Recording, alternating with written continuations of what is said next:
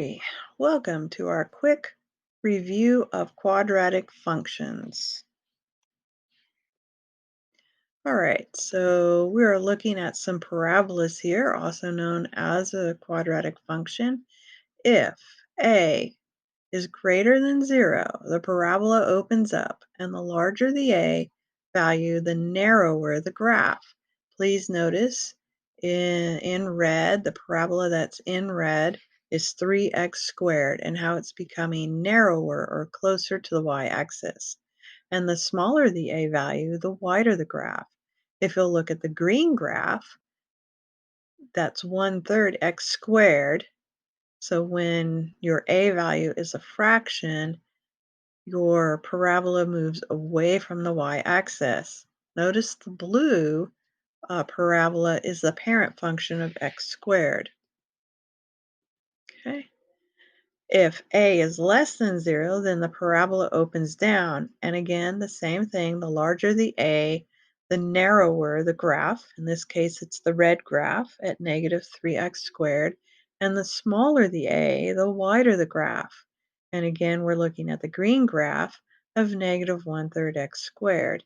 The blue parabola is your negative x squared, which is your parent function. Okay, the graph of this function is a parabola. A determines whether the parabola opens up or down, and how wide it is.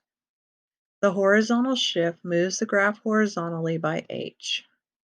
The vertical shift moves the graph vertically by k. Let's look at a quadratic function and see if we can graph it. I would like to point out that your a, h, and k are still the same variables of transformation that we have been using for absolute value functions, for step functions, for exponential functions, and for logarithmic functions. Okay, so our quadratic function that we're going to look at is f of x is equal to x squared minus 6x minus 1. We need to algebraically manipulate this to look like the form above, and we'll do this by something called completing the square. We have f of x is equal to x squared minus 6x, and notice that we've added two blanks, one after the x term and the other one after the number term of negative 1. So we're going to add a number here to make a perfect square, and we're going to subtract it here to keep things equal, because you can't add a number without compensating for it, and we don't want to add it to the other side because of function notation. You may be wondering, where did the 9 come from? When you complete the square, you always divide the x term by 2. Well, negative 6x divided by 2 is equal to negative 3. Okay? This will factor into x minus 3 times x minus 3. So we can express it as something squared and combine the negative 1 and the negative 9 at the end. Okay? So notice that we have x minus 3 squared, and then negative 9, negative 1 becomes the negative 10. So the horizontal shift is going to be to the right 3, and the vertical shift is going to be down 10. And we're going to show this with that graph. Right 3, down 10.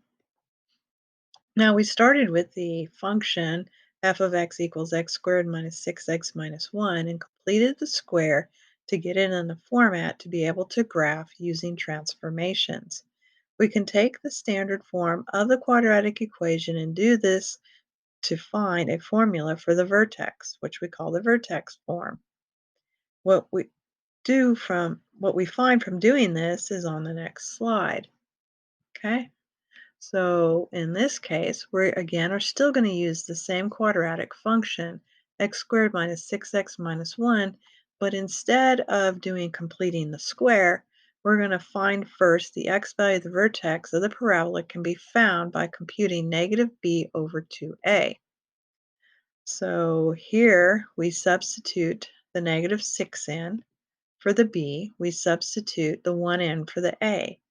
And this becomes 3 because negative times a negative 6 becomes a positive 6, and that means 6 divided by 2 is 3. Then the value of the vertex of the parabola can be found by substituting the x value of the vertex in the function and finding the function value. Okay, so we're going to substitute in our 3. We're going to compute that, so we get 9 minus 18 minus 1, which gives a negative 10. And thus you have the vertex 3, negative 10. Okay, we're going to plot that point. Since the a value is positive, we know that the parabola opens up. The parabola will be symmetric about a vertical line through the vertex called the axis or line of symmetry, which is shown in blue. Let's find the y-intercept by plugging 0 in for x. Okay, so the y-intercept is 0, negative 1. The graph is symmetric with respect to the line x equals 3, so we can find a reflective point on the other side of the axis of symmetry, which is at 6, negative 1. We can now see enough to graph the parabola. Another way to go about this is to, again, start with your vertex, but we could find the x-intercepts of the graph, okay, by setting f of x equal to 0. This won't factor, so we will have to use the quadratic formula. And again, we will review the quadratic formula a little later. But to say the least, what we would get is our x-intercepts would be at 6.2 and negative 0.2. Again, that is enough to graph the parabola. Let's take one more look at another feature of a parabola. A mathematical model may lead to a quadratic function. Often we are interested in where a function is a minimum or its maximum. If the function is a quadratic, the graph will be a parabola, so the minimum, if it opens up, will be at the vertex, or, there you go, or the maximum, if it opens down, will be at the vertex. Okay, remember you can always find the x value of the vertex by computing negative b over 2a. We could then sub this value into the function to find its minimum or maximum value of y. That is all, folks. Like I said, a very short review.